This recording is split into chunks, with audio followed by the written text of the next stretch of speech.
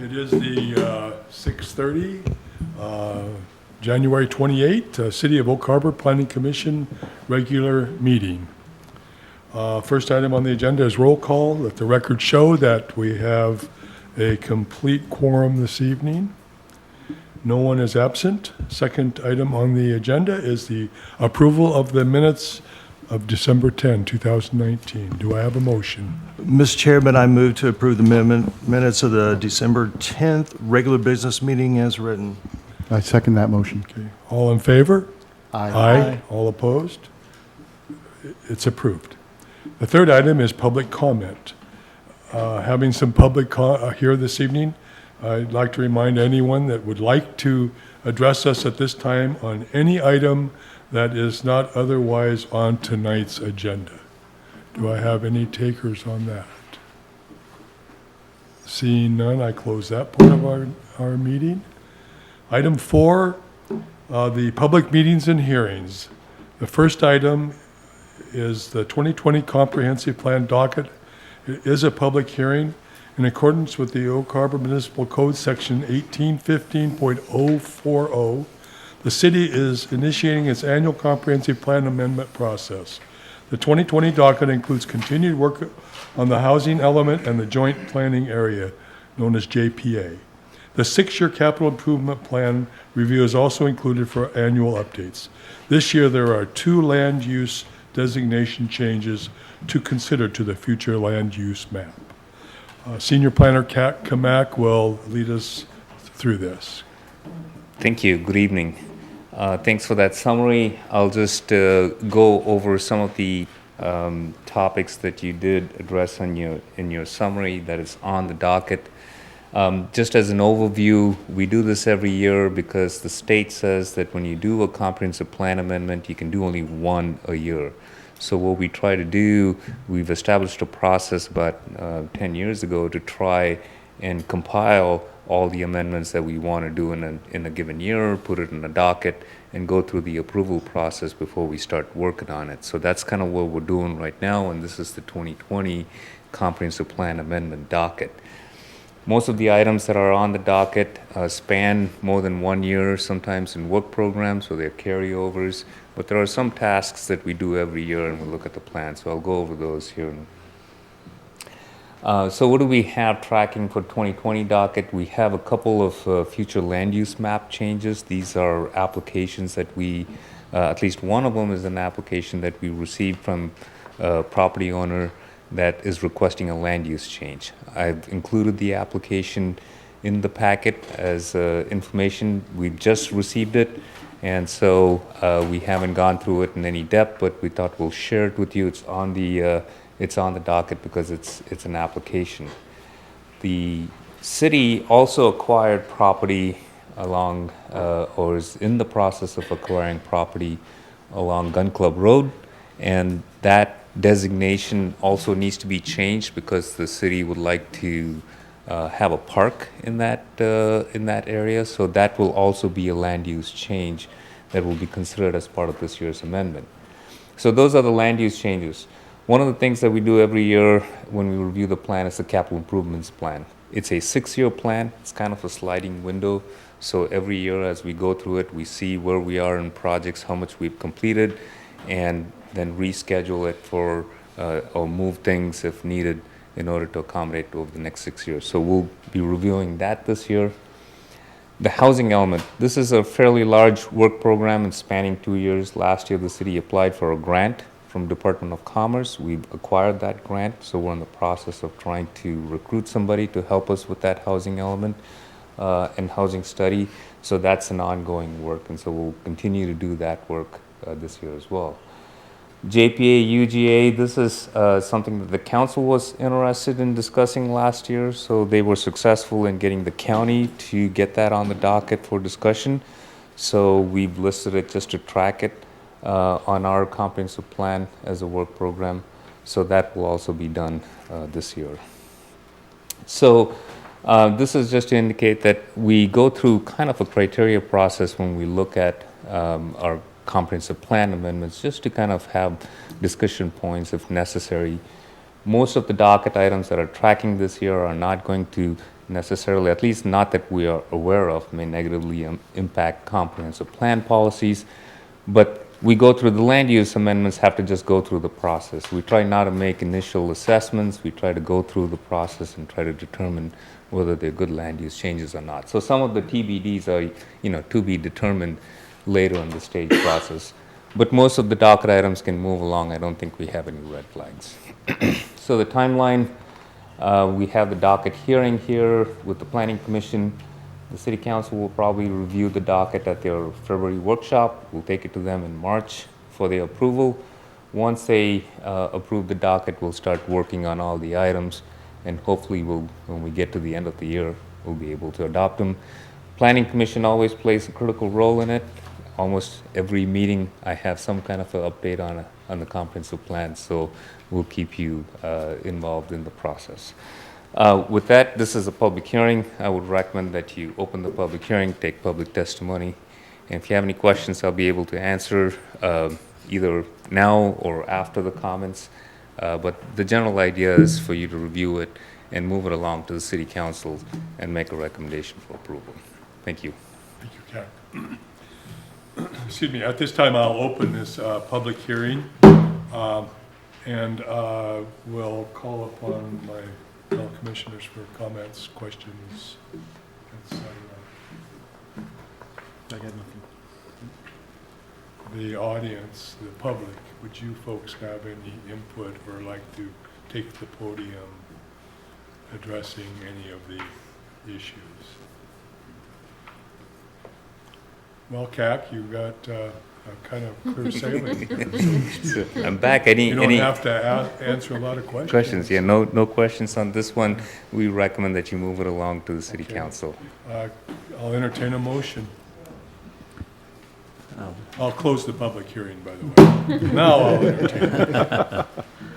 I move to recommend that the City Council adopt the 2020 Comprehensive Plan Amendment docket items as presented. I'll second that.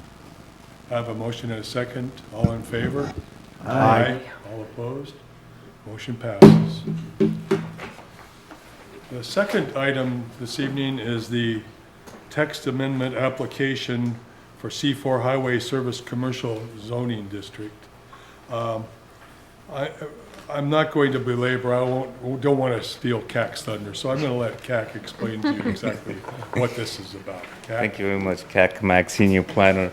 So here to provide information on an application that the city received for a text amendment. So just like most amendments that we do, we have an application where citizens can apply for amending sections of the zoning code, whether it's outdated, whether it doesn't apply to them, or somehow to make it work, they can apply for a text amendment, and we have to consider it through a public hearing process when reviewing that. And so that's what this is. It's just the first step.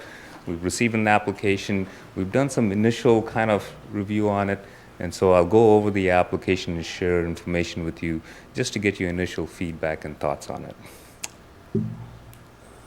So what I'll go over is the application, and then some of the existing conditions, kind of the lay of the land that surrounds this application, some of the challenges and restrictions, and then we'll have comments and discussions.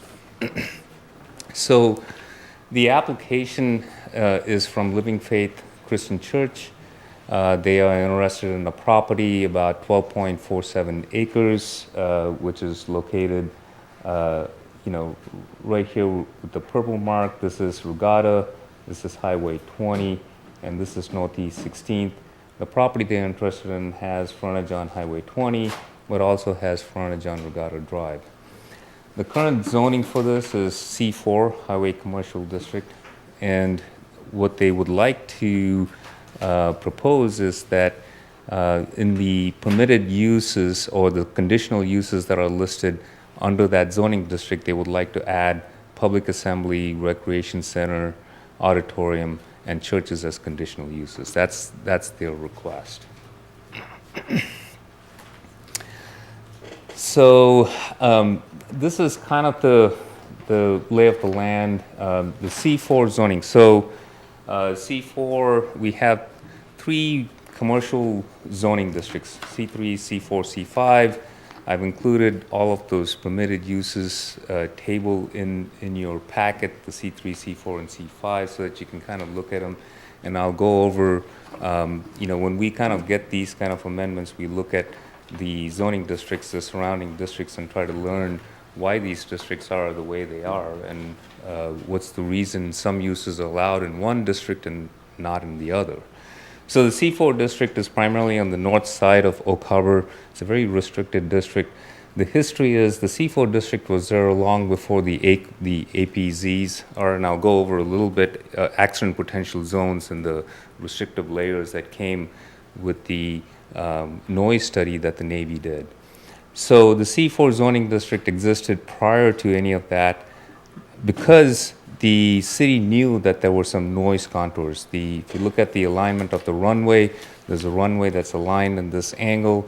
We knew that the noise angles, the noise zone, the noise levels were high, so we knew we had restrictions, and this was one of the areas that was mostly restricted. So the C4 uses, even before any of the accident potential zone restrictions were placed, were already restrictive in nature. So the C4 uses that are currently there actually has been there for a long time. And we'll go over some of those. These are the existing contours. The black line above that is the subdistrict C, which is greater than 75 LDN.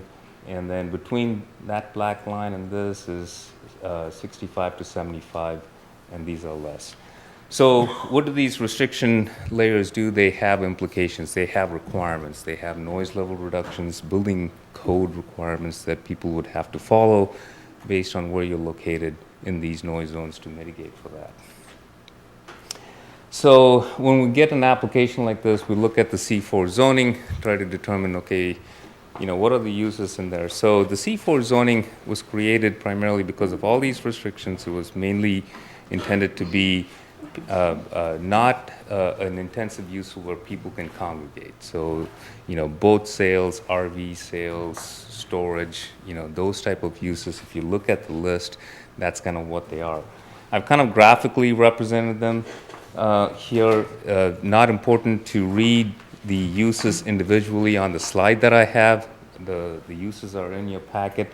But I wanted to just kind of point out, I shaded the uses that are kind of unique in the C4. All the orange uses do not exist in either the C3 or the C4. The green ones share some uses in the C3, a few of them in the C5, but it's a really unique set of uses determined to keep the intensity level really low. So it's a very deliberate effort to do that, and I wanted to show this column just so that you can see the differences in the uses. So the APZs are these gray areas, and these come from the noise study done by the Navy, ACUs. Just to the accident potential zones, the ACUs study went through and determined that that they recommend 2 accident potential zones, 1 and 2, based on their studies and statistics that they have on the probability that something may happen.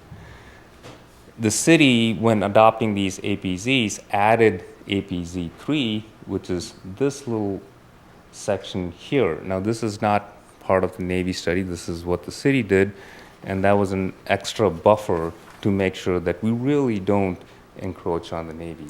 So all of these policies, all these restrictions, all these layers come from the policy that from the time when the base was on the closure list and the comprehensive plan was just being adopted for the city. The first GMA plan was being adopted. And so there was great attention given to trying to be very compatible with NAS Whidbey because they are the biggest economic driver for this island. So mostly bases get on the closure list because there are infringement, more complaints.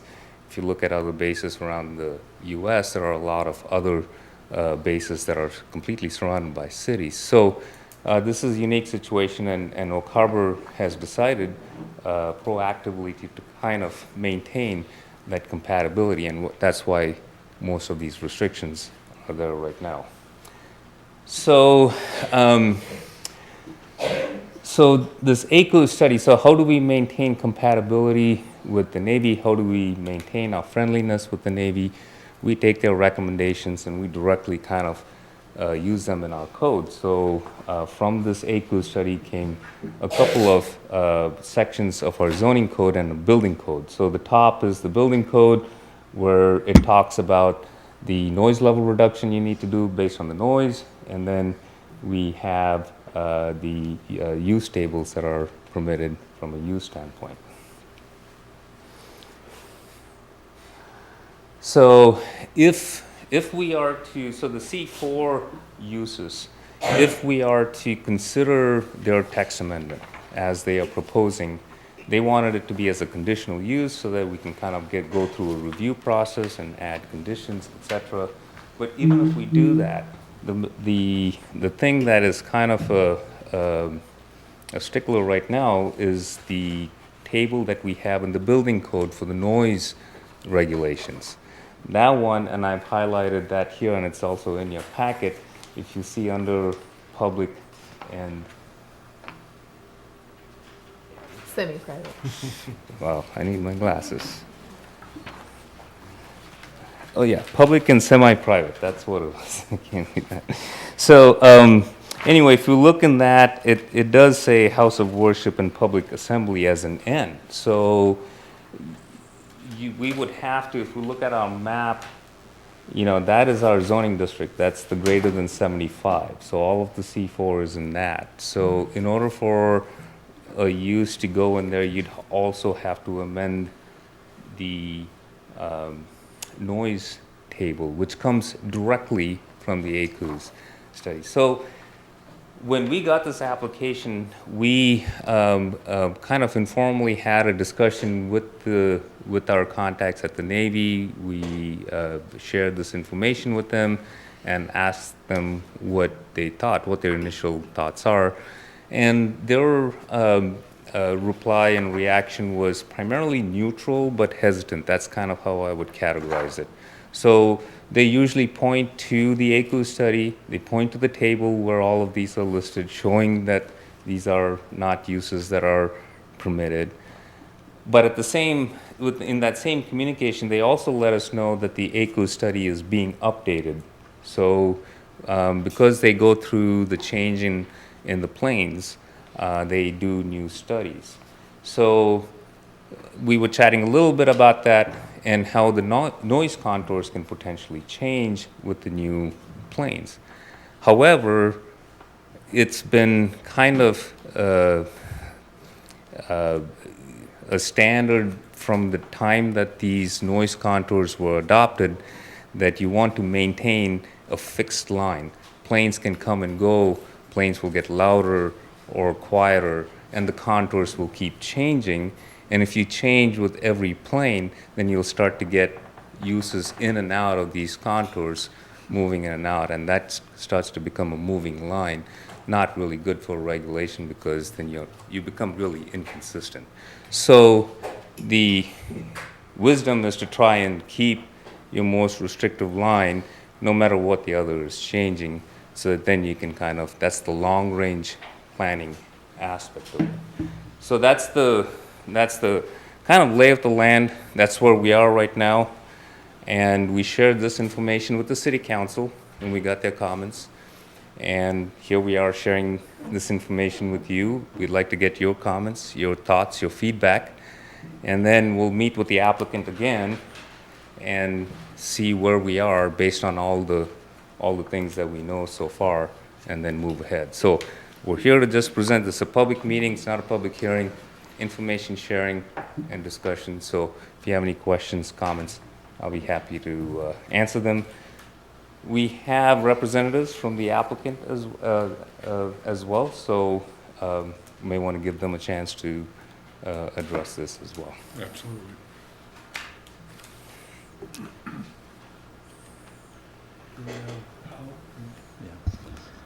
So, CAC, the The noise sub-districts, the 65 to 75 and the 75 and above, when again was the date of that study, and when did it become effective?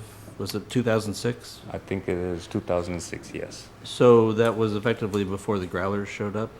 Yes. You mentioned that the Navy is doing a new study, but you don't have an idea yet as to when that will become public? No. We don't know yet. We know they're updating the noise contours, and that could potentially change, because I think that it has changed in the past. The noise contours have. We just haven't changed it every time it has changed. So this will be a change. The other question we asked them is, will they update the tables that you have in front of you? And the idea, and they thought that they don't see any change. They'll update them, but they don't see any real changes in the sense like, I don't think we'll see public assembly an N change to a Y. But however, those are things that we have asked them to kind of look at to see what it is and give us some feedback on what it is that they're updating. So the code tables basically were developed by the Navy, and then the city looked over them and said, yeah, we want to adopt these as part of our code. That's correct. And added the APZ3. And the APZs That as was well. the city's doing. That was the cities, yes. So when you talk about a text amendment, does that mean like adding a line 19 into the chart? That would be an amendment that says that now this use would be compatible? Is that what you're talking about by doing a text amendment? Well, the text amendment that they have requested is to add the uses to the conditional use chart under the C4 district. And that's just the, under the zoning text, and I haven't given you, have I listed the, So you have permitted uses and accessory uses, so is there And another then chart? at the very bottom of that one. Conditional uses. Oh, thank you, okay. So it would be down there. So Yeah. it would be line 3 in that. yes, So, and that would apply to every property in C4? it would. And there's no way in the planning process where you could say, okay, you can build this, but outside the APZs? Well, the APZs, so if we look at the APZ, I don't have that table. So the APZs aren't in the in the city code? We do have them.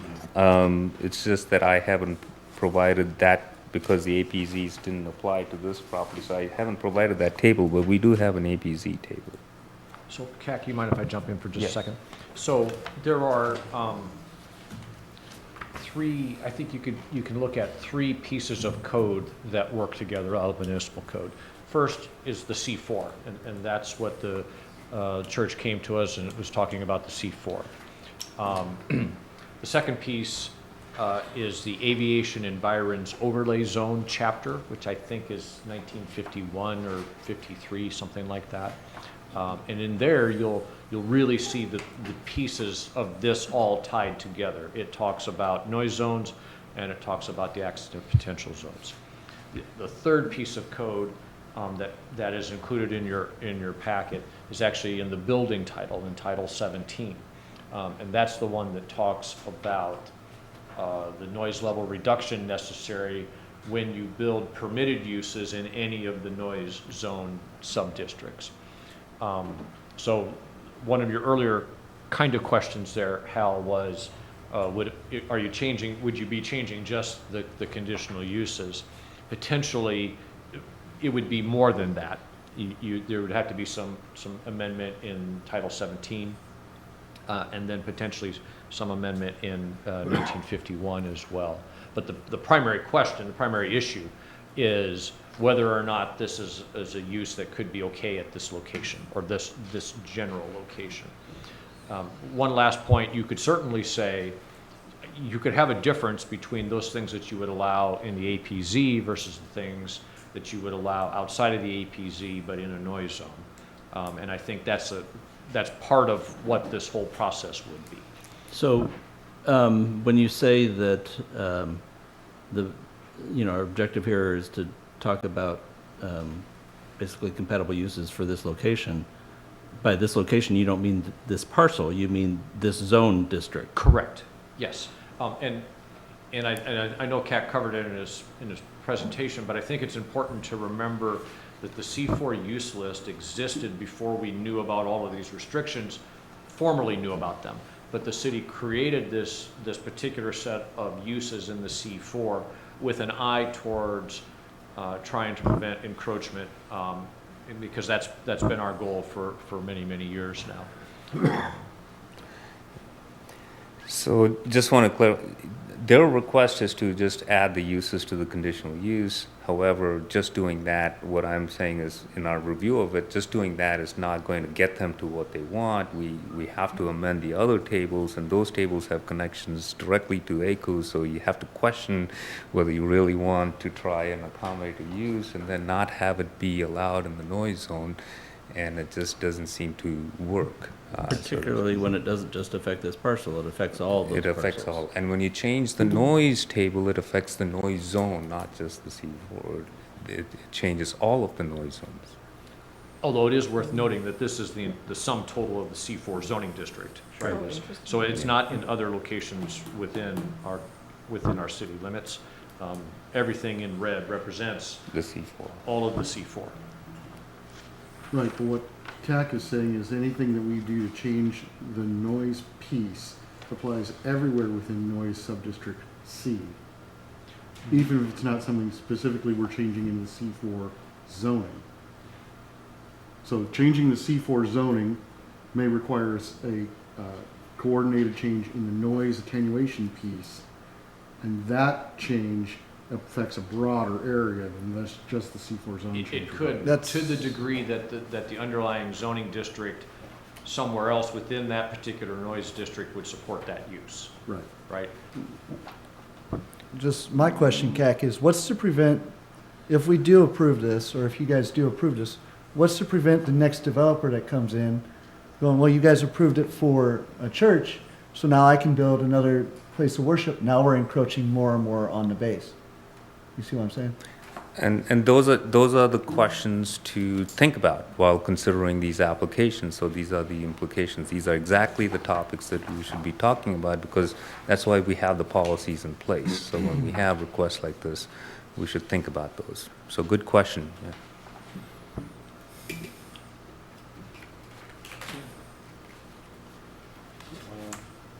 I believe we have folks in the audience that would like to address the issue at hand here. Do I have someone that would like to take the podium, or someone's? Yes, sir. Yes, my name is David Jenkins. I'm the pastor of Living Faith Christian Center. And I had one question I don't think CAC addressed, and that was when they talked about updating noise zones, are they also looking at updating the APZs? I think so. I think they would look at, yes. I think they would look at all of them. Okay. Because I was thinking about that because it wasn't mentioned. But also, by asking for this, this amendment, it also, asking for it to be in the conditional use, that also continues to give the city the latitude to say yay or nay to anything that goes into that area. Because it is a conditional use, and you would have to meet definite criteria in order to get in there. And anything that's, assembly would definitely not be allowed within the APZ zones. Even if it could meet the noise criteria, it still wouldn't get into the APZ. So, and looking at the map there, the imposed portion that the city, put on there only barely touches that property by maybe half an acre out of 12.5 acres.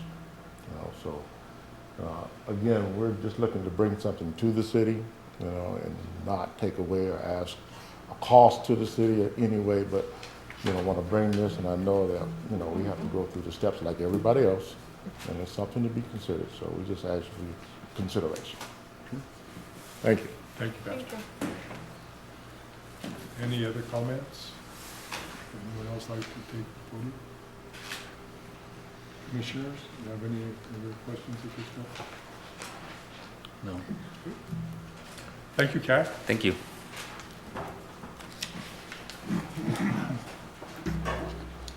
The next item is the Stormwater Comprehensive Plan. This is also a public meeting. The Oak Harbor Stormwater Comprehensive Plan is a document that provides guidance to minimize adverse effects of stormwater runoff on ground and surface water. It identifies water quality and quantity problems associated with stormwater runoff that may affect the environment and community, and provides recommendations for improvements and programs, including cost analysis and implementation schedule. No formal action will be taken at this meeting. This time I'd like to introduce Dennis Lefevre, who will address this issue. Thank you, Mr. Chair, members of the commission. What I'll do is basically serve to kick off this discussion. We have Kathy Rosen, our Public Works Director, and Brad Gluth, our Civil Engineer, here to actually address the plan itself. What I'd like to do is just kind of put things in perspective and how this plan will help utilize, our existing comprehensive plan, which we developed through the growth management. The utilities element of that plan is a required element and typically deals with the sewer systems, the water system, sometimes waste disposal systems, but in this case, we're going to be focusing on the stormwater comprehensive plan element of that utilities element.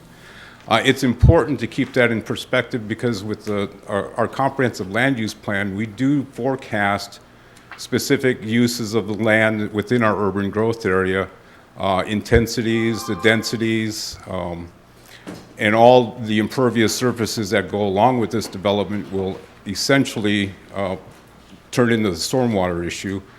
So what this plan will do is make sure that not only the existing facilities are sized, but the future facilities for stormwater are sized to be able to adequately address the future development that we identified in our comprehensive plan.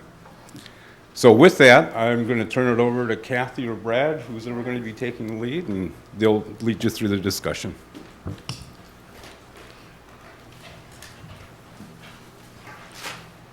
Good evening, I'm Brad Gluth, I'm the city's stormwater engineer, and we're going to do a brief introduction of the 2019 Stormwater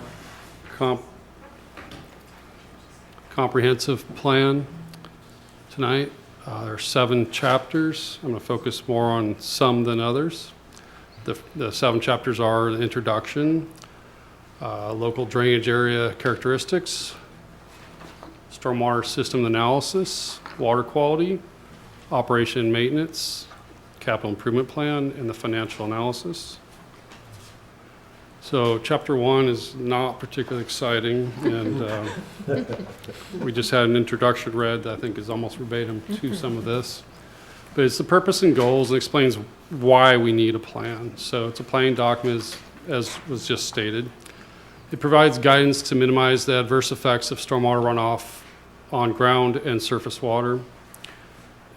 Basically, we're trying to protect our waters from pollution, but we're also trying to keep our pipe system and our ditch system at a reasonable conveyance capacity. We don't want flooding. We want to get that water where it needs to go safely and without causing damage to properties. Let's see. It helps ensure the city that maintain compliance with government regulations such as the Clean Water Act and the city's NPDES Phase 2 permit. There's a lot of regulation on stormwater these days, and it keeps stacking up. We work hard to stay compliant. So the primary goal is to provide guidance to preserve and protect the water quality and the hydraulic regime within the city's natural and man-made stormwater drainage system and the major receiving waters, i.e. Oak Harbor and Puget Sound. Chapter 2 is drainage area characteristics. It's a summary. It's looking at our local geology, our topography, the climate, tides, waterways, water bodies, tidal data, soils, critical areas. Those would include wetlands and creeks and streams, etc. Frequently flooded areas, wetlands, drainage basins, zoning, and land use. So one thing that is a little bit unique about Oak Harbor is we're in a rain shadow. And that changes things a little bit for us that some of the state and federal regulatory agencies aren't really aware of. So we've been working with them. We've said, hey, we're in a rain shadow. We should get a break on a few things because we don't have as much rainfall. And things should be a little bit easier here. We don't have the quantities of water. And they've been working with us, and I'll get to that in Chapter 3. So Chapter 3 is really the analysis of our system. So it analyzes the city's existing stormwater management system and its ability to accommodate runoff from current conditions and from future developed conditions. So we might have existing problems out there, maybe something floods once in a while, maybe there's some erosion. But we also have to look at as we develop. So as we add more roofs, more parking lots, more sidewalk, what happens? Are the pipes that were put in the ground 50 years ago adequate? In some cases, they won't be. So this analysis looks at that. And part of it is the next paragraph. They look at previous reports and studies, and they do a computer model of our system. And the consultant working on this will say, okay, we see problems with our model here. I'm sorry, the model sees problems here. Then we meet and we talk and say, have we ever witnessed this? Is the model accurate? We refine it as we go along. Two items of interest that go back to one goes to the rain shadow, one goes to local critical area, which is our Gary Oaks. So we have historic Gary Oak Prairie here. So we talked to the Department of Ecology. This gets a little bit technical, but when somebody is building a new project, they are required to model their stormwater impacts on certain conditions. And for most of Western Washington, they have to consider the pre-developed condition, their stormwater computer model, as evergreen forest, second growth evergreen forest. It doesn't matter what's on site currently. It could be a parking lot, but they have to kind of travel back in time in their model and say, what is the difference in runoff from an evergreen forest to what you are proposing? So since we have documented historic oak prairie, we are allowed to use prairie in certain areas, which shrinks these detention ponds, the flow control devices. So if you're comparing runoff from an evergreen forest to a new commercial center with parking lot and roofs, you're going to have so much water you need to store by these rules. When you compare it to a prairie, there's more runoff than an evergreen forest. So that developer's pond would shrink. The requirement would be a more feasible project and take less land for them to develop, yet provide protection and keep us in compliance with our rules. Excuse me, would that allow more runoff? Yes, it would. Or more runoff, okay. But they still have to meet flow control or detention, the same thing. But it eases the requirements within the boundaries of the rules. So, Let me make sure I understand that. So because the second growth evergreen forest would retain a lot more water naturally. yes, If you're building something on something that used to be that kind of terrain, then you have to have larger detention ponds. yes. So, And we're looking at a lot of area that is prairie, which wouldn't hold that much naturally, so we can have smaller retention ponds. yes. Okay, Yeah, so the evergreen forest is more of a sponge than prairie. got it. We'll still have a flow control requirement in these areas, but it'll be a lesser requirement. Oh, excuse me. So the next item that we're working on, the second bullet item, is reduced roof downspout infiltration trench lengths. So the Department of Ecology has a manual that's 3 or 4 inches thick. It's pretty technical, but they're prescribed trench lengths for single-family homes, and they're really quite large. So we have said, your prescribed sizes apply to all of Western Washington. Well, we're not the same as Olympia. They get about 3 times the amount of rainfall. We are Oak Harbor. We get about 21 inches annual rainfall, not 60. So they said, okay, you have to provide equivalent environmental protection. So we're working on downsizing those to make it more feasible to put in the yards. Because, why do we need the same size of trench and the same infrastructure in the ground that's hard to fit on the, if the soils aren't very permeable, you need a lot of trench. Well, we don't have the rainfall, so we've come up with something that we think is going to work and help keep costs of construction down. So I'll show you a picture, but this is part of the Gary Oak Prairie map. I couldn't get the whole map on there, but we have an archaeologist who is also, he knows how to research history. That's Gideon. Most of you know him. So he has put together the map, and it is orthogonal. We know the trees didn't grow in perfectly square lots, but it's pretty hard to put curves through all those and go out, and so it's going to be rectilinear. So what we're working on that we think will be approved is, instead of the old trench design, these plastic chambers store much more water in a shorter trench. That combined with, so the old infiltration trench was typically a 4-inch pipe. It used to be concrete or clay, and then they went to PVC with holes and gravel around it. This, as you can see, holds a lot of water here. There's a huge void compared to the old way of doing these trenches. That combined with much lower rainfall, we should be able to make it more affordable, more feasible to put these in the ground so the builders can meet the criteria more economically. Can those things go under otherwise impermeable surfaces, like under driveways and? They can. They are designed, if you put enough cover on them, for significant loading. You have to be careful where you put them. There's setbacks from, you wouldn't want to put it right next to your house, or there's setbacks from structures or property lines, that kind of thing. Any more questions on that before I go to chapter 4? Any questions on chapter 3? Okay. So chapter 4, this one talks about water quality. That's getting the pollutants out of the water. And this is really a big deal these days. This is one of the reasons why we were required to go to mandatory low-impact development at the end of 2016. And that's just, it's filtering the water and getting it back into the ground is what the main goal of the Department of Ecology is. There's a lot of benefits to doing that. So this chapter goes through the water quality, pollutants, their sources, and the regulations. And there's a lot of regulations. So there's the Clean Water Act. I guess I should point over here. Clean Water Act, and Section 303D is impaired water bodies. They've gotten to the point of some kind of impairment. They're listed, and there's further restrictions in releases to those water bodies. There's water quality criteria for marine surface waters, a WAC.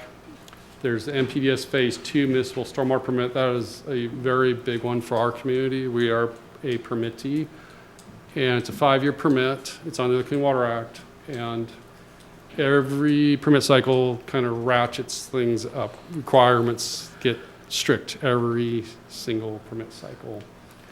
And it's changed the nature of our stormwater comp plan. And it did it kind of starting in, we just started a permit cycle, 2019. I think it was August. Is it? Okay. So 5 years from August 2019. And it changed the nature of our stormwater comp plan. Our stormwater comp plan in the past was mostly about our plumbing system, our ditches, our pipes. Now the new permit is requiring that we start implementing capital improvement projects to clean up the pollution. What they were relying on before was development to clean up, new development and redevelopment. So if you took an old property that had an old parking lot, an old building, you tore it down, and it didn't have any protections there for stormwater, it would have, under the DOE manual, it would have protections for stormwater flow control and for water quality. The DOE has determined that that is not sufficient enough to protect the Puget Sound, so now they are mandating that we look at our capital improvement project list and start examining funding and mandating retrofits of our basins to clean the water as capital improvement projects, not just relying on development to catch up. So the water quality standards, there's a lot of parameters concerned, and more get added as time goes by. So dissolved oxygen, if there's not enough oxygen in the water, the fish can't live. You get a fish kill. That's directly related to temperature. So if something is sitting out in the sun, getting baked by the summer heat, the temperature goes up, the dissolved oxygen goes down. So if you don't have flow in your creeks and the water's sitting around too much, that can be a negative. Or if there's not shade, that ties to riparian restoration, where the trees shade the creeks and water bodies. pH is an issue. Turbidity, that is sediment in the water. So if you see cloudy, dirty water, that has a lot of negative aspects, especially if you have a salmon nest. Nutrients, those are a big topic. That's fertilizers generally, but also this is somewhat unrelated. It's related, but it's not tied directly to the Stormwater Comp Plan. A different faction of the Department of Ecology, there's different groups. The not surface water, a different group is putting nutrient controls on wastewater treatment plants for nitrogen release, et cetera. Now our treatment plant, I believe, is in pretty good shape for that. Pathogens, that's obvious we don't want pathogens in our water. Bacteria, oil and grease. So oil and grease come off of parking lots. I mean, the main contributor is usually vehicles. That's why we see parking lots heavily regulated. Total suspended solids, that's related to turbidity. Heavy metals, if there's copper in the water, in certain concentrations, the fish don't stand a chance. So if you know anybody who raises fish, you don't ever use copper plumbing, you use plastic plumbing. Toxic organic compounds, etc. So all those we are trying to keep out of our water, and I think our community is doing a pretty good job. We've got some kudos from the Department of Ecology. So, just to go back to something you said Yes. with the increasing standards, these are from the state's Department of Ecology, that they're requiring us to do more and more work to clean up the stormwater, Absolutely. and that they're pushing us or requiring us to do these capital improvement projects.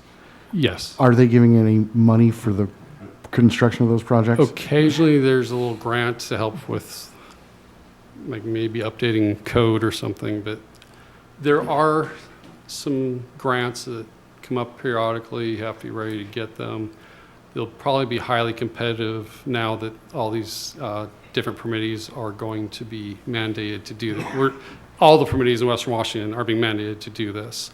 So they're probably going to be pretty competitive, but we'll definitely try. So our existing stormwater system that we have, is there anything, did you say, or is there anything added to that to help with this gas and oil? I mean, there's the state highway, for example, and all of that runoff that goes into our storm, I'm assuming. Does that Absolutely. go directly to the bay? Or is Right there- now, the highway does. So that's actually why the Department of Ecology is mandating these basin retrofits. Okay. So the city will have put together an interdisciplinary team soon and start looking at all of our basins, including basins that are partly in the county. And we will have to prioritize them and focus on how can we retrofit at least one of them in the next permit cycle. And we have to get funding together, a funding plan now. So we're going to, when we talk about capital improvement project, we're going to talk about some studies to look at this in this permit cycle. And the goal is, since development and redevelopment will not clean up what you're talking about, like Highway 20, the goal for the DOE is that we implement projects to clean those flows up. And so we have some, actually in our CIP, And the we have state's studies. not funding any of the burden for that? The state is not funding any? No, we would have to pursue a get there. grant. Grant, okay. And I think there's one of our projects that probably stands a pretty good chance at getting a grant. And we'll talk about them here in a few minutes. Available funding is nowhere near the capital project need. I'm That's sure. the easiest way to think of that. Thank you. So this first bullet, or I'm sorry, the second sub-bullet, the primary plan treatment and retrofit project discussed this chapter, in chapter 4, is the Friend Marsh treatment facility, which would remove some flow from the 42-inch outfalls, treat it, and help alleviate flooding at SR 20 while creating a passive park. So this project has been looked at since, I believe, around 1996. As to take city-owned property down in the Friend Marsh area, upland, or not wetlands, and make a diversion, a flow diversion in SR 20 at the intersection with Erie and with Bayshore.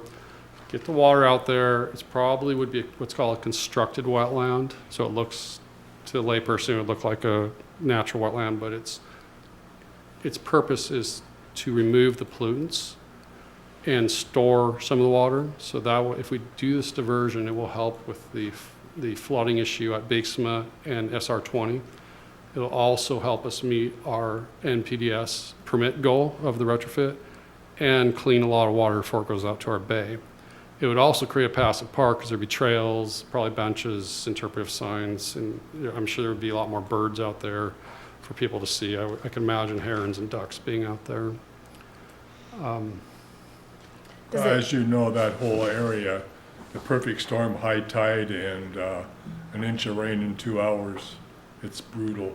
Yeah, in we- that whole area on Highway 20 there. Yes, the intersection, Yeah, yes. Pioneer. It's getting better because Yeah, as it is better. as redevelopments happen in other city projects, like our 42-inch outfall extension, probably, I would guess, maybe it was 4 or 5 years ago, that helped.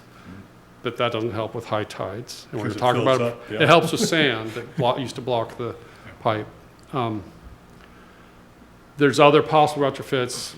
We have several studies in the proposed capital improvement plan to look at different areas and where could we do a retrofit that will give us the most bang for our buck, meet the permit requirements, serve our community, protect our water. And so we have some studies. I'll show you another slide.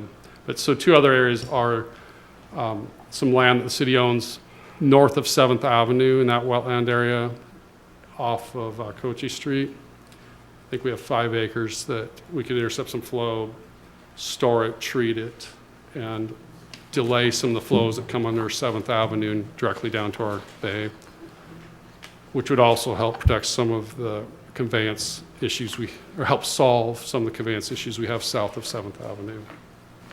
Another one, which will be a much smaller project, is the Passage Street vault that we are currently working on putting a new lid on, and it'll be a viewing platform and have the memorial on it.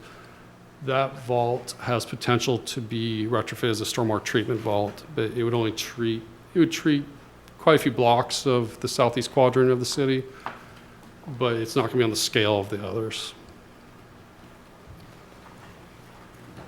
Chapter 5 is kind of a boring chapter. It's operation maintenance needs.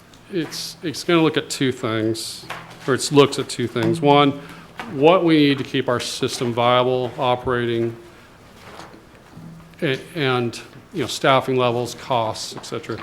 But also, it looks at, we have minimum maintenance requirements established through our permit, our NPDS permit. We must do certain amount of catch basin inspection, cleaning. So this chapter talks about 2 things. One, the minimums we need to meet the NPDS permit, and then what we really think we need. Chapter 6 is the capital improvement plan, and we've touched on this a bit. So it recommends, actually I want to step back. So like I said before, the traditional stormwater comprehensive plan usually looked at, are your pipes and ditches sufficient? And it went into some policy questions. Now, and this just kind of got sprung on us maybe late 2018 with the new permit where we have to change and say, okay, our stormwater comp plan now is looking at, go do these retrofits. That's new to us. So we've had to step back, take a lot of our work we had been working on since 2016 and change it to meet the new permit, because we don't want a stormwater comp plan that is immediately obsolete because the new permit came into effect.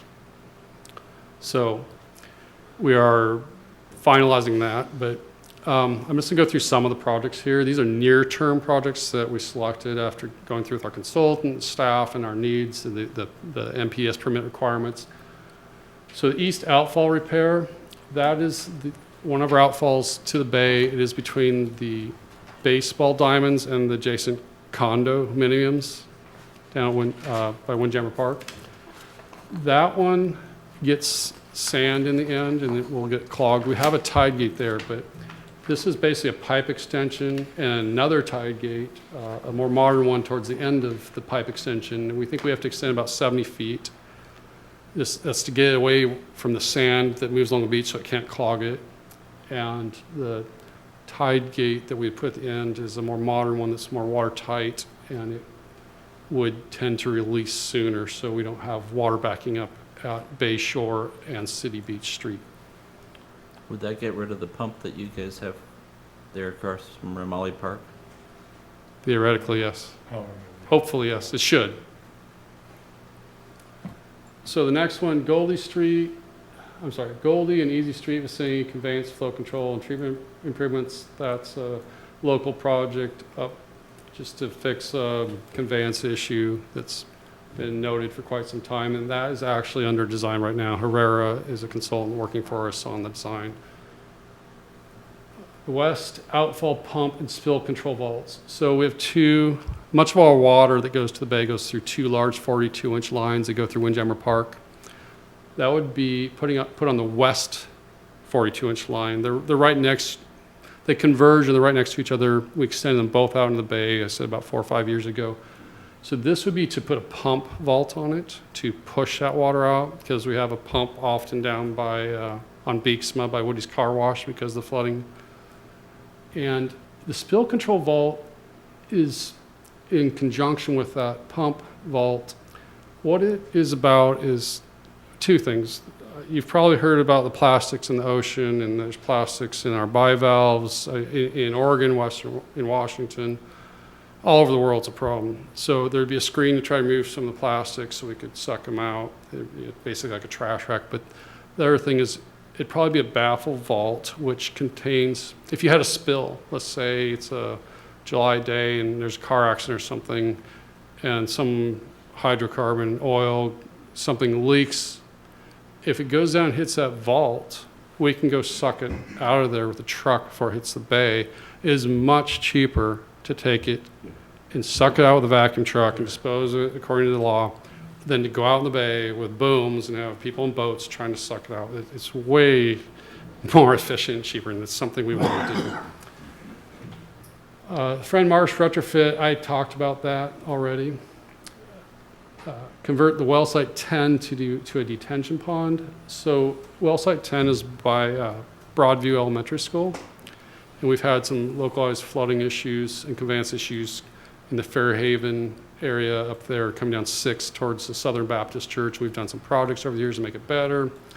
So what that pond would do is store water up on the hill just above Broadview Elementary to allow more pipe capacity.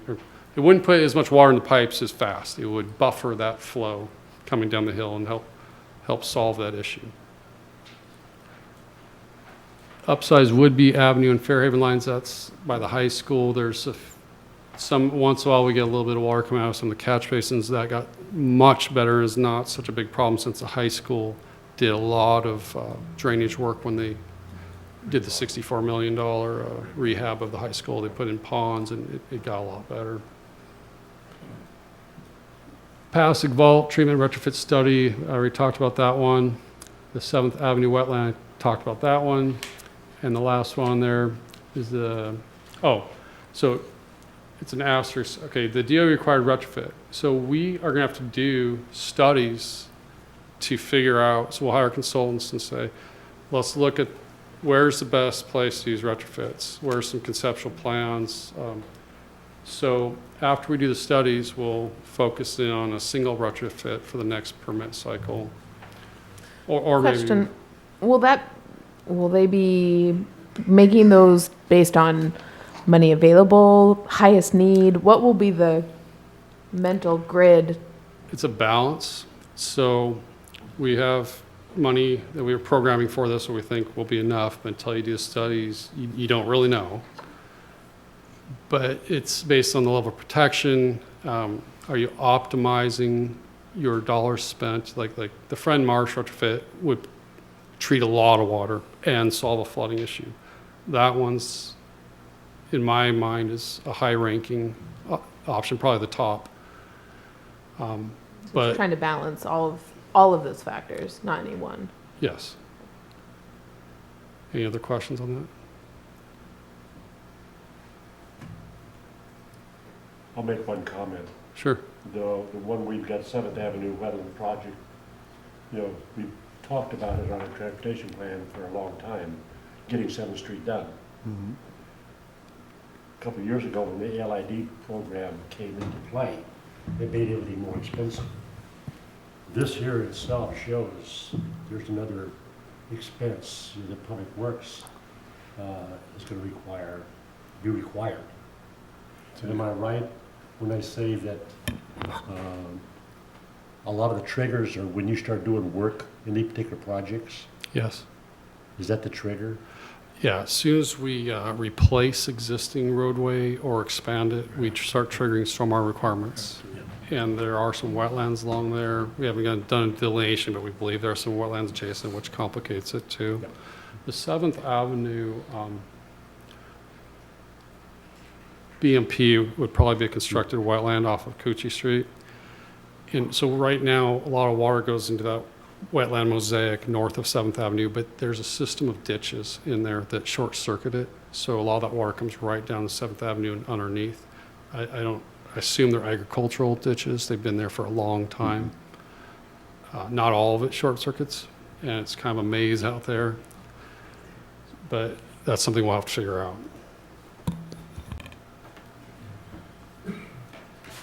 So the financial analysis, HDR is a consultant that's been working on our utility rates studies for all of our utilities, and they did a stormwater one as well. It was presented to the council on January 22nd. It's not been adopted yet. I believe it's coming back next month.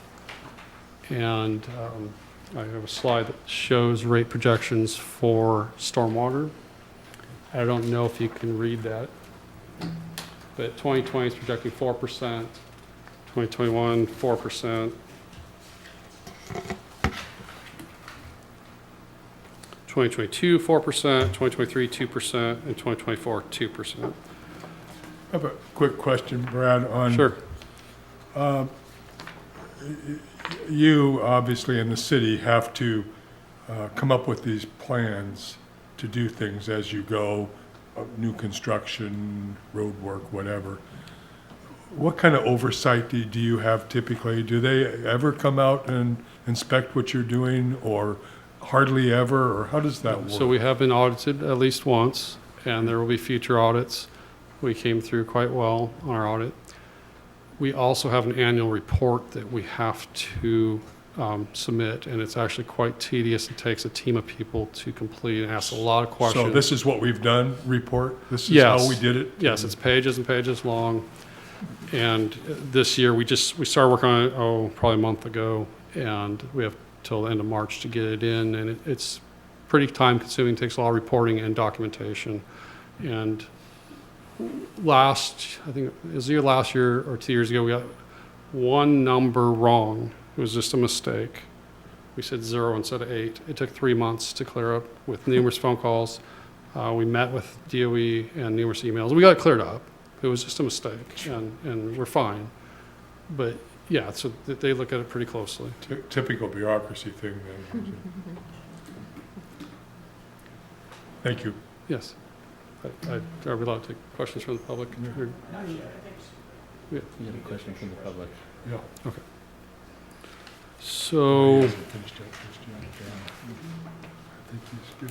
now we're on to schedule. Brad, can you go back to that last slide? Sure. So what is the big funding dip in the 2022, the balance? I'm going to ask Kathy because We ran out of money. I've been on the technical side, and Patricia and Kathy's been closer to this than me.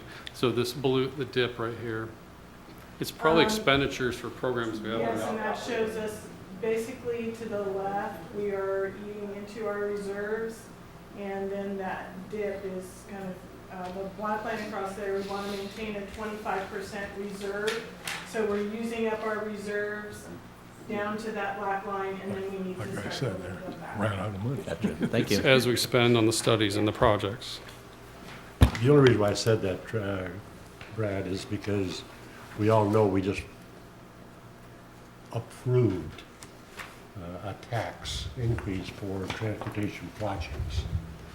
And then that the citizens are going to expect to see some road improvements, We're working on those. okay? And when they do that, these trigger these types of repairs. So It's kind of just like ADA requirements. overlays Okay. trigger Okay, ADA. So it's that's a, another layer on all these projects, which slows down projects. Because you got these regulations that expense. that aren't triggered until you start doing something. Okay? So there are triggers, like, certain level of chip seal maintenance does not trigger so much. Overlays do trigger the ADA requirements, like you said, which that's scope creep, and now you're spending money to redo concrete ramps and sidewalk, et cetera, around those ramps instead of maintaining the pavement, which I don't want to get off on tangent. If you let your pavement fail, it gets more expensive to fix. It's cheaper to maintain it than let it fail. So back to this. Did we have it? We talked about the blue dip, so I was going to move on to the schedule.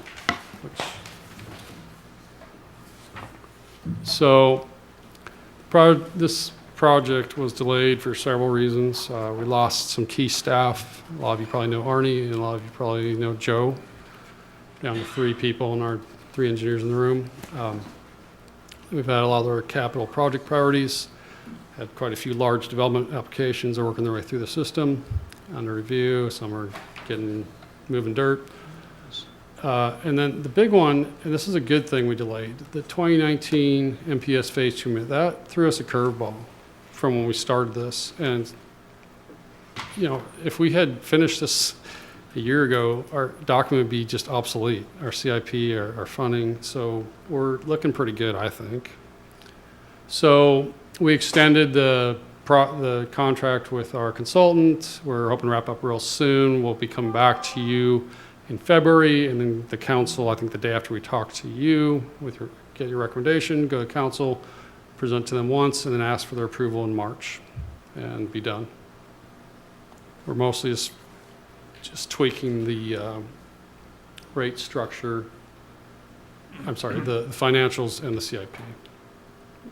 It's got to kind of rewrite some of the chapters for that newer information. And questions? Does the audience have anyone want to take the podium? Or yes, sir. Would you come up here? Just take the podium. Yes, please. State your name. That way we get you on the We'll get you on the record, if you would.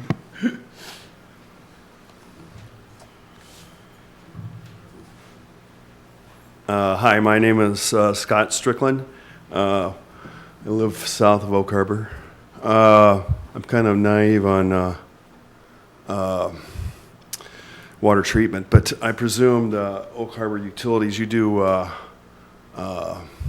potable water and wastewater and stormwater. Is it all? Yes. Okay, so we just spent $150 million on the new mother of all wastewater treatment plants. I'm sorry, that's sanitary treatment plants. It's different, but it seems like it's like hundreds of feet away from where the problem is occurring for wastewater. Is there any way we can channel some of that wastewater to our brand new facility, and it doesn't require anywhere near what sanitary sewer treatment would? Is there any way we can incorporate that plant processing? Has anybody looked at that? That's just a third party looking out there, and I haven't studied this, but tell me the 20 reasons that's a dumb question. Well, it's not a dumb question. The wastewater treatment plant, the question is, could we run stormwater to the wastewater treatment plant for treatment, I believe. Is that the question? Okay. So it's not cheap to treat solid waste, and when you dilute it with quantities of stormwater that aren't nearly polluted through the current treatment process, the MBR process, it's expensive on power, and we have limited capacity. We're looking at maybe the Navy coming aboard and getting rid of their lagoons. We would chew up the capacity real fast if we did that, and also it would shorten the life of our plant. We'd be into another building, expanding the plant in a shorter time frame. So it's not something that's, because the cost. Do you have any for a feasibility for engineers looking at this? That would be one reason I would have. I'm not an engineer. I'm not a hydrologist. But that would be, is there any way we could do that and fix the problem longer term?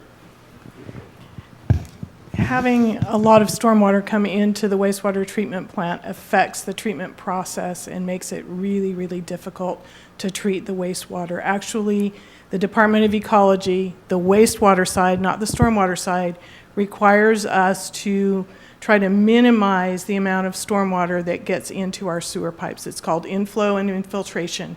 And so we have to seal up all of our manholes so that stormwater doesn't leak into those and get into our wastewater system, because it does create problems with the treatment of the wastewater. So it's really difficult. And then, as Brad said, we just don't have the... Channeling it through the main, you have a separate process next to the building that's coming in there. It doesn't require, as you said, anywhere near the expense of treatment. Is there any way you can, just a thought, and if it's enough of a thought, have a hydrologist or the engineer doing the feasibility. I'm like, if we have gone 150 million and we can do another 20 million rather than 10 million, I'm like, spend it. It makes sense. But can I add something, Kathy? Sure. Is there something, what we've been talking about, what they call limited impact development? Okay, we've been working with this now, it's a requirement that it's been imposed on us by the state. All new developments, they're building retention ponds on all new developments to catch this stormwater. And some of the properties that they're talking about is each individual house will have its own retention pond to collect that water that's coming off the roof, that's coming off your driveway, that's still, it's captured on your property. So each individual property gets built, they each have their own retention ponds. Bigger developments have larger retention ponds where that water will then be filtered down, okay, and dispersed that way.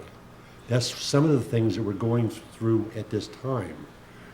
You're not seeing a whole lot of that at this point because the projects have just been approved and they're just now starting to be being built. So if that helps answer your question. But that's one of the positive things that I saw with these new retention ponds. Was it 2.5, 3 years ago, we approved a project that's got a large retention basin on the property. It just hasn't been built yet. So when it does get built, it's a requirement that's imposed on that developer to build that. We just approved another one over on Fort Nugent Road, another retention pond.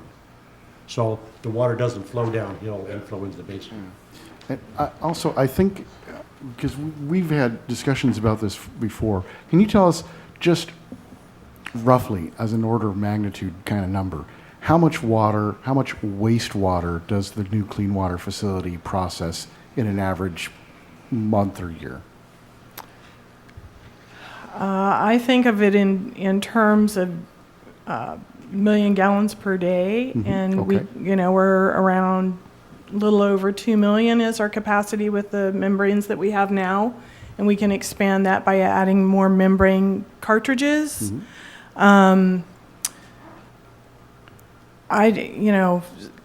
try to build another treatment plant right next to the one that we have is going to be really pretty expensive. That's fine. Yeah. So a couple million gallons per day. Yeah. How much storm water flows out into the bay, just as an order of magnitude number that's comparable? It's less than what goes to sewer. I don't have it memorized, but there's a whole lot of issues with running it to a treatment plant. One, as soon as you run stormwater to a sewer treatment plant, you polluted the stormwater.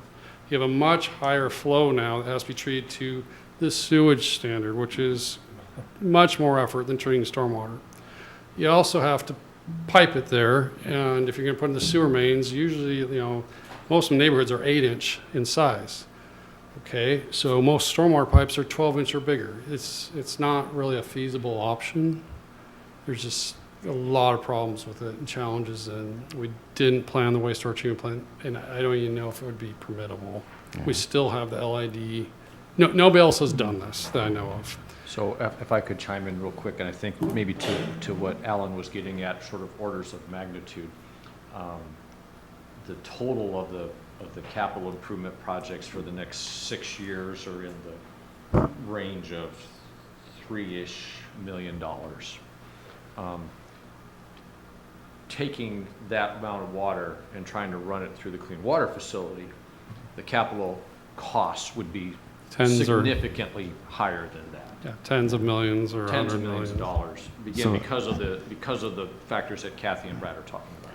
So, sir, I don't think it's a matter of if we could pony up another 10 or 20 million dollars, we could get there. It would be a lot more money than that. Absolutely. To retrofit a facility that wasn't really designed to do, I don't think it's a terrible idea, because we've talked about that before.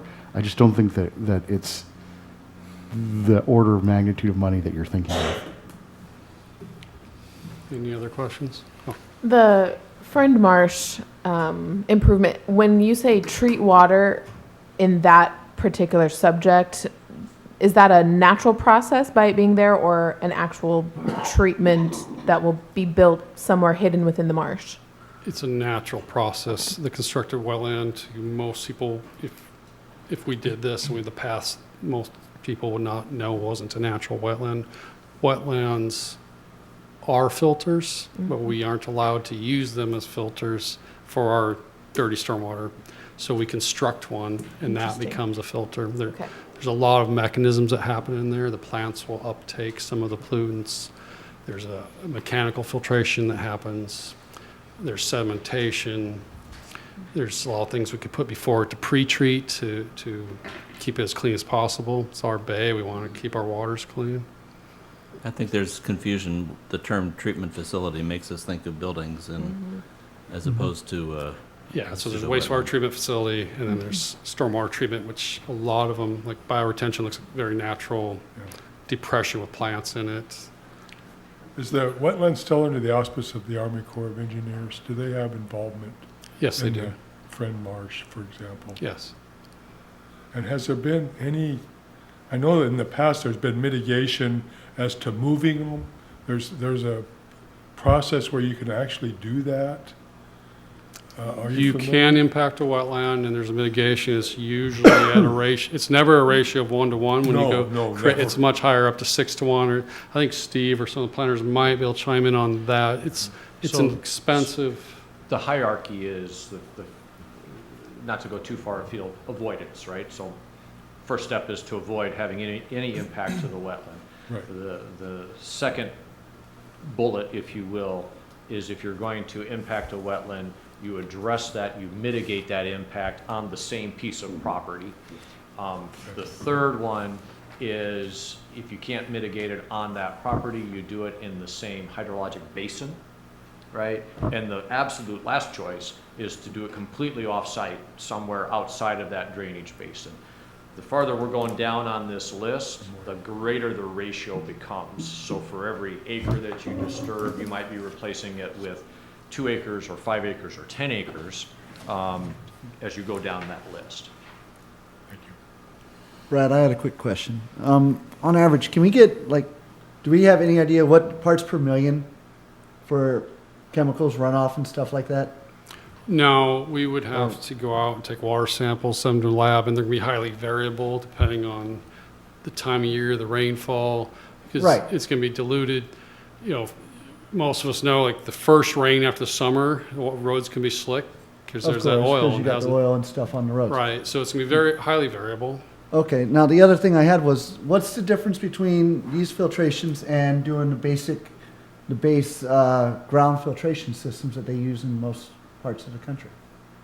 Where the water just runs off and runs into the yard and then filters through the ground.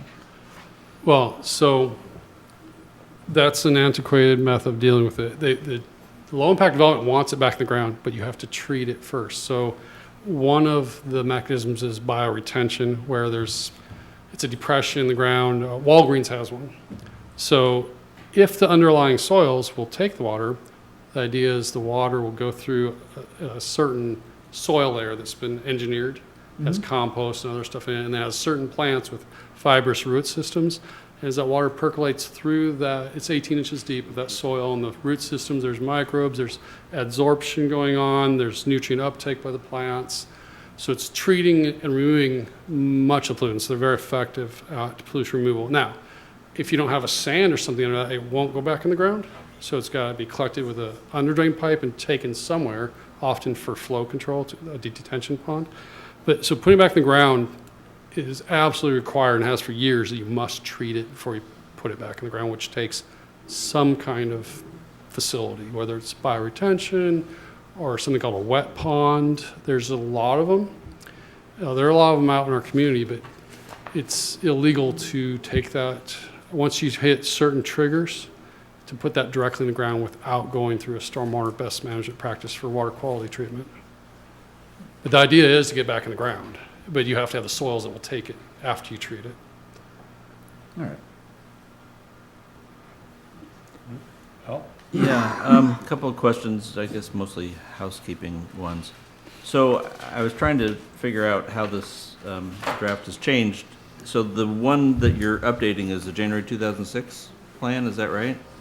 Yeah, so this is replacing the 2006. Okay, so it's basically, I mean, it's completely different than the one you had previously. Well, it builds upon it because we had a stormwater model done by Tetra Tech in 2006 that looked at mostly our conveyance system.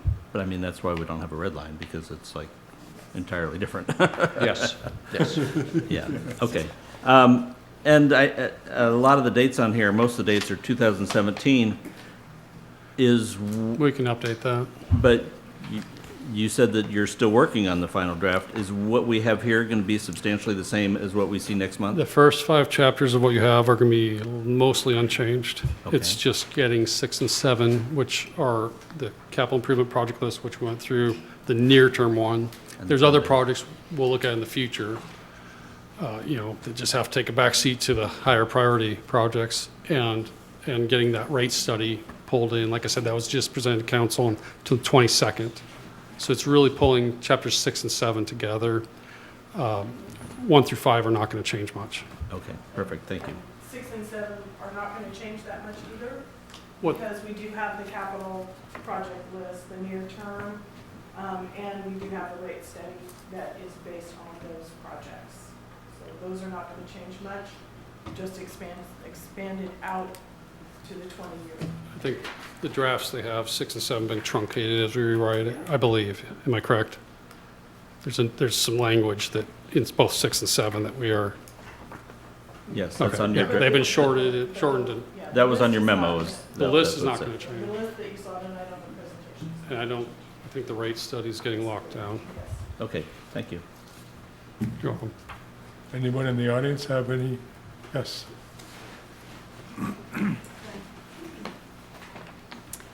My name is Ann Brett. Hi, Brad. It's been about 3 decades that I keep showing up at meetings here at the city and at the county. I don't live in this city. I remember I've been asked that question before.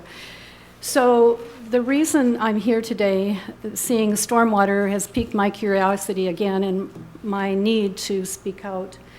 I own property just off of Heller Road and Crosby, right down in the swale. And I get a tremendous amount of stormwater runoff.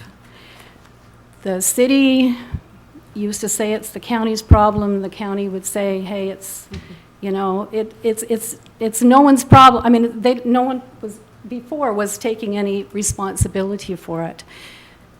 The ditches that were put in to drain are plugged. We keep going to the county, and there's never enough money, and there's too many regulations and too many hoops to go through. So I'm just bringing this forward again because I'd like you to keep this at the back of your mind. Stormwater has to go somewhere, and it lands up in my property where I had 20 acres and I used to run 30 head of cattle. I can't do that anymore. I can't even walk across parts of my property. Since 1989, I've been talking to the county. There are some months in some years, and I know we have more rain at some times, but I can't even wear knee-high boots. I have to put on waders to cross my property. And so I don't know what I'm asking you to do. I just wanted to tell you that there is an impact on homeowners, landowners, and nobody helps me. And so it has devalued my property. So when I go to sell, I'm not going to get what I thought I was going to get. I had trails, There's a bridge that I can't even cross. There's sometimes 2 feet of water over my bridge. So I don't know what any of you can do, but if you can just keep it in the back of your mind when the stormwater comes out and dumps onto my property and other landowners as well, and then there's no way for it to get out to the ocean, what do we do? So I just wanted to bring this back to you tonight, just to think about it, all right? Thank you. I'm sorry, ma'am, your property is located, sorry. your property is located north and west of that intersection of Heller and Crosby? West and north. Yes, that's true. Yes, it's in the the city. county or the city? I'm sorry, pardon? Is it in the county or the city? It's in the county. In the county. The city has annexed out here. the south side of Crosby Road to Airline. And the lady who lives across Airline is totally impacted, Mamie Forbes. I mean, she's not here with me tonight, but we go to the county all the time. I mean, she can't even get tractors on her property to mow the hay and bale it. And it's the same for me. Where I used to take my tractor onto my property, can't do it. And so then they say, well, now you've got this grass growing, and that's a wetland type of plant. And so I just have less and less and less. And my husband and I bought the property because we loved the fact that it was there was birds, and it's a kind of a sanctuary, and it's a buffer. But there is just less and less usable property because of the stormwater dump. And we're growing. I mean, you read we're looking to be almost 25,000 in population in Oak Harbor. And so just keep that, when you're planning things, just keep that in the back of your mind, that there are implications and impacts that you might not have thought about before. Thank you. Thank you. I have a question on that maybe Brett can educate us on. Can you tell us how the interaction between the county and the city works as far as planning some of these areas that are, borderlands? Okay, so we talk with our engineers, and there are some drainage issues out in the west side of the county, and the county has said that they will address them. I know they've had some changeover. There's a tide gate issue out at Lake Swantown. There's some channel cleaning as you get to Lake Swantown on county-owned land. It takes permits. I know one of the gentlemen that was working on that went to work for Mukilteo. I don't know the exact status of it anymore. Mrs. Brett's property, my understanding, a lot of the problems created by the lack of maintenance on ditches downstream of it. Much of the development in that area that we've had in the city infiltrates. Island Place infiltrates into the ground, goes back in the aquifer. Crosby Commons infiltrates, goes back into the aquifer. That area where a lot of our recent development along Heller area is very permeable. So that water is not making it down there. I can't think of the name of there is a plat that has detention, but does release and go to her property. Red Wing, thank you, Red Wing. That was built, I think, early 2000s. That's one of the last developments out there. And then West Meadows has detention that goes to that. I think it's a complicated issue. We worked with Ann for years and worked with the county. I think some ditching has occurred, but I also think some property owners are not receptive to cleaning out the ditches. Ann probably knows the history better than me.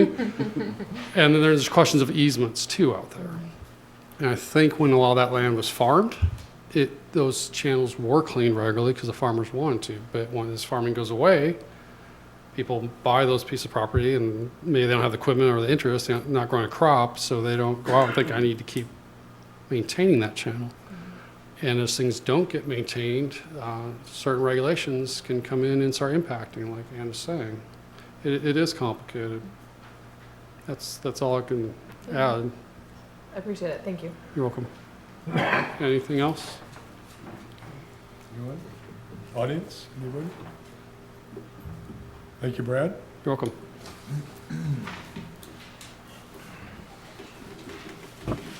And you also, Kathy? At this time, I'd like to draw attention to item D on the agenda this evening, the stormwater Shoreline Master Program, being brought to us by Dennis Lefebvre one more time. Yes, Dennis? good evening again. This is our next installment for the Shoreline Master Program effort that we've been engaged in nearly a year now, actually. And for some of you newer members, I'd like to just give you a couple of statements as to what the Shoreline Master Program really is. And essentially, it's a land use planning document for our shorelines. And that jurisdiction that this plan actually covers is defined as 200 feet landward of the ordinary high water mark and includes associated wetlands. It's a policy as well as a regulatory document. It gives us direction as to what kind of land uses are permitted within these shorelines that are within that jurisdiction. Back in 2010, the city underwent a pretty comprehensive update of our Shoreline Master Program. That was completed in December of 2012, adopted locally. That plan then went to the Department of Ecology for their ratification and their ultimate adoption in December of 2013. That is our current Shoreline Master Program. Every 8 years or so, the state comes through and says, well, you got to take a look at that master program again and do a periodic review on that, make some changes as to, potentially where there would be some new information added to the document. We would have to do our update. For our periodic review this time, there are 3 basic areas, and most of you are familiar with these 3 areas that I will address. But we will need to look at what changes to the Shoreline Management Act and any of the Department of Ecology rule changes that have occurred.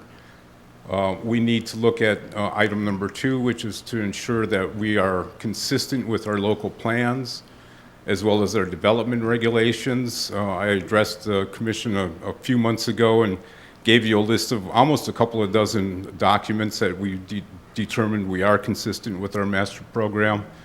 Development regulations, again, we looked at our critical areas ordinance, our low impact development regulations that we recently adopted, determined consistency with those. The work in progress still is number 3, which is to review any changed circumstances or any new information that might alter or revise our existing shoreline master program, or any improved data that has occurred since our last adoption. We're still in progress with that piece. So tonight what I'd like to do is just address number 1, which is the application of any changes that have occurred to the Shoreline Management Act or any of the Department of Ecology rule changes. Department of Ecology has provided some guidance documents. In fact, I did supply the most recent, well, at that time it was the most recent guidance document back in your June packet, just to kind of give you a flavor as to what we were looking at. Since that time, they actually did amend that document to include 3 additional changes that occurred in 2019. That document also provided some review considerations to, some of the other things that we should look at when we're possibly looking at amending our document to include those changes. And it also provided some sample language for that inclusion of any of those changes that we would be looking at.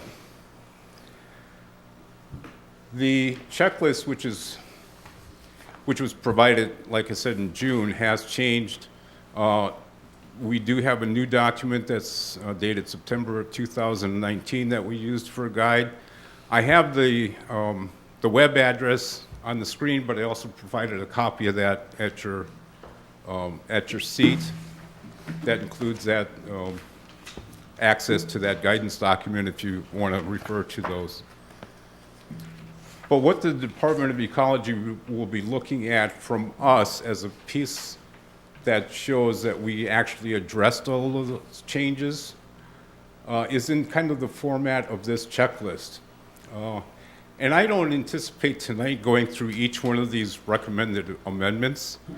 There will be times in the future meetings that we'll have to actually look at the chapters and how they will be amended or changed by these recommended amendments. That'll give you some context too as to the chapters and the flow and what we're looking at as far as changes are concerned. But I wanted to get this document in front of you tonight to kind of give you an idea or a breadth of some of the amendments that we may be looking at. The format of the document is pretty simple. It has on the far left column the row, the actual date, year of the change. As you can tell, as part of your attachment, they have the multiple years. Some years have several changes. There are actually some years that don't have any recommended changes. And then what we did was, as part of the review column, is look at these recommended amendments and see how they are applicable, whether we've addressed them in our existing document or how we may have to use their considerations, their new language, what have you, to incorporate into our document to address that new change. The far column to the right is the action column. And in, well, I'll say half of the cases, we are recommending some amendments be done to the document to address that change. Some cases, in several cases actually, we've already addressed that amendment. In some cases also, it doesn't affect us. So as you go through your attachment, you can kind of get the feel as to the breadth of the changes that we will be looking at as part of our periodic review. Basically, in summary of that checklist, there were 29 potential changes identified by the Department of Ecology. We are looking at making 15 changes to our SMP to incorporate those changes. Logical changes, some things are actually mandated by the Department of Ecology that we amend our document to reflect. There are some areas that are still optional to us. And again, I won't go into any detail on those at this point, but it's more of a policy decision, and we'll take that up with the City Council, give us some guidance on that, and then we'll come back through the Planning Commission to discuss what those options were. And again, my intent is, instead of going through these recommended changes tonight, I just wanted to get that in front of you. We will be coming through with the various chapters of this document and doing a red line so that you know exactly where these changes are. I'll refer to where those changes occurred or how they basically were implemented in, whether it was a required change or new information or whatever the case may be. So are there any questions up to this point as to how we're kind of moving this through the process? So we had talked previously about the bluff, you know, the Scenic Heights bluff, that you guys were going to look into that more, and you were working on getting a grant or... Good lead-in, Commissioner. We do have an agreement with the Department of Ecology on our $22,400 grant that we will receive as part of this periodic review. We are in the process of solicitation for the consultants. And what we're planning to do is obviously look at that designation in our Shoreline Master Program that is essentially south of Friends Marsh down to the city limits, Scenic Heights overlook that area, to make sure that not only what we have in our Shoreline Master Program, but also our critical areas ordinance is reflective and protective of that interface between the bluff, the stormwater issues, and the shoreline. So we are moving forward with that process, and hopefully soon, I think it's a matter of this month, we'll be getting hopefully some proposals in. We'll review those and get a consultant on board that'll give us some definitive movement one way or the other if we need to for our regulations in that area. So we are moving forward with that. And one last item here is that our webpage is up and live and has a lot more information on the Shoreline Master Program, the process, frequently asked questions. So that address is also on that handout that I gave you as well. So that's it for this next installment. More coming your way. Any questions? Thank you, Dennis. All right, Actually, I thank have you. one question. Just looking through this list of the amendments, there's in 2017, the Department of Ecology clarified that the SMA does not apply to lands under exclusive federal jurisdiction. I was wondering if that, in our case, meant Mailer Point. Well, it could affect quite a bit of it, actually. But it doesn't hurt us to keep those lands that are under federal jurisdiction within our shoreline master program. In fact, among discussions among staff as well as my contact at Ecology, it would be probably a great deal amount of work to remove those areas from our shoreline master program. Oh, okay. So from just a logistics standpoint, it's easier to keep it in. We do have review authority if there's some federal activity through the coastal zone management process that they are required to engage in to make sure that it's consistent with our SMP. So it's probably a wiser move to keep it within our jurisdiction. The last update, actually, it was a question as to how does it apply there. So it doesn't surprise me that Ecology has clarified that. And what we learned when we updated it the last time, 2012 and 13, was we were required to do the inventory and characterization report. In other words, what's there? How does it function? And we were required to map that, but none of our regulations apply on the federal property. That was the sort of the cutoff point. So tell us what's there, show us what's there, and then the regulations don't apply. But that was a question of interpretation 6 or 7 years ago. I'll bet. So but that area is under exclusive federal jurisdiction. Okay. Yes. We have no permit authority over there, whether it's a building permit or a sewer permit or a stormwater permit. None of that applies. Okay. Okay, great. Thank you. You bet. Thank you, Dennis. All right, thank you. Mr. Chairman, we do have a number of folks still in the audience. Perhaps they have things that they'd like to say relative to this project. Certainly. Does anybody have any? No takers? Okay. They must all be here for the Planning Commission annual Yes, report. hey, listen. I'm burning. More to the find out merrier, what's- I think, yeah. I keep overlooking that. I'm not used to audiences unless there's a real specific reason. At this time, I'd like to introduce the Development Services Director, Steve Powers, who will take the last item tonight, the 2019 Planning Commission Annual Report to the City Council. Thank you, Mr. Chairman, members of the commission. It is my honor and privilege once again to present to you your draft annual report to the City Council.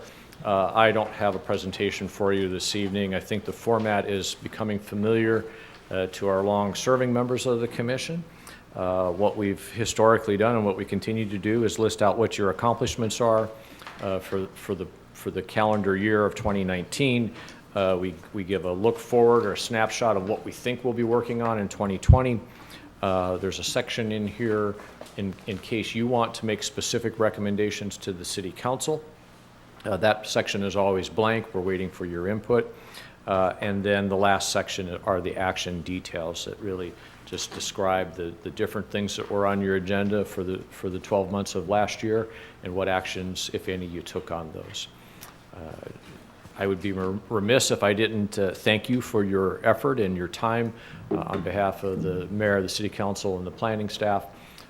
We know that we send you a lot of things to read, and we appreciate the due diligence that all of you do by reading all of those materials and coming to these meetings informed and ready to ask questions and help the city council with land use policy questions. So thank you very much.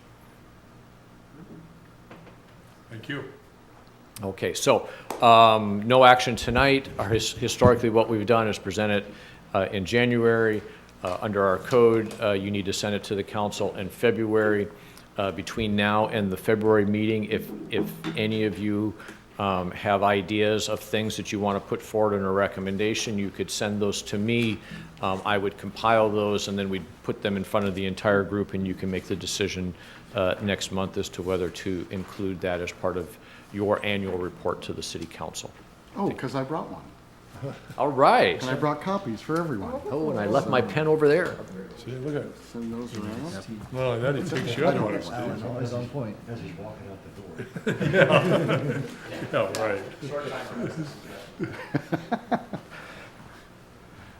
right. This is essentially things that we've talked about since our searing experience with the Hillside Scenic Heights project.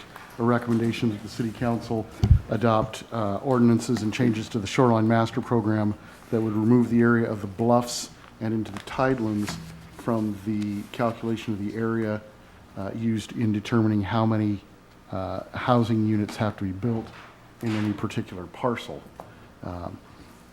As I'm sure you'll all recall vividly, the immense amount of citizen comment we had would have been comfortable with a number of dwelling units that would have been appropriate if we had excluded the area from the bluff out into the tidelands on those parcels.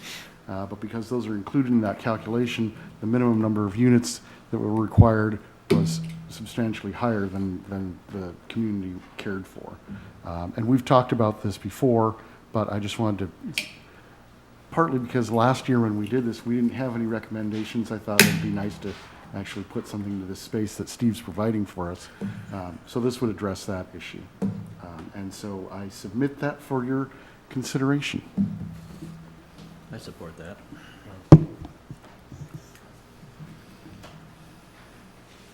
All right, well, thank you for Good that. going. And then anything else, please feel free to give me a call or send me an email, and we'll compile a list for you for next month.